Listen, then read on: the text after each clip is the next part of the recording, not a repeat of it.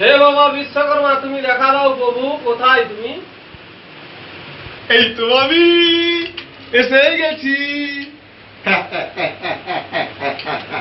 কি খবর বল, কেন আমাকে মনে পড়লো তোদের?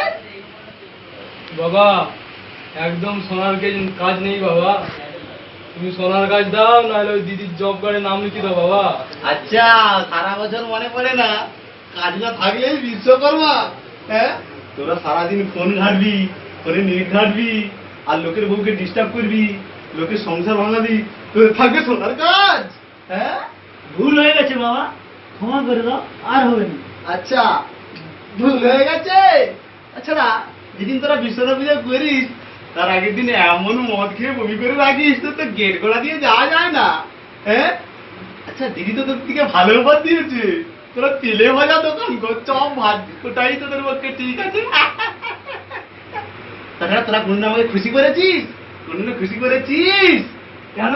আগের বছর তো 500 মদ দিয়েছিলাম বাবা। এই 500 ও তো আমার হাতি খেয়ে ফেলেছে।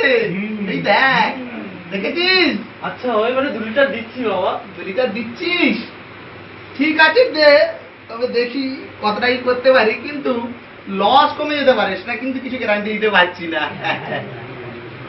আরেকটা দিন। হ্যাঁ বাবা আরেকটা দিচ্ছি বাবা, এটা একটু দেখবেন বাবা, লস বাবা আমাদেরকে ক্ষমা করে দাও, আমাদেরকে ক্ষমা করে দাও, লস কমানোর ব্যাপার দিক দিয়ে একটু ক্ষমা করে দাও। আচ্ছা 3 লিটার যখন দিচ্ছিস, দেখি তবে কতটা কি করতে পারি। হাতি চল, নরেন্দ্র মোদীর সাথে বৈঠক করে আছি, এদের দিকটা একটু ভাবতে হবে এবছর। চল হাতি চল। জয় জয় জয় জয় জয় জয় জয় জয় জয় জয়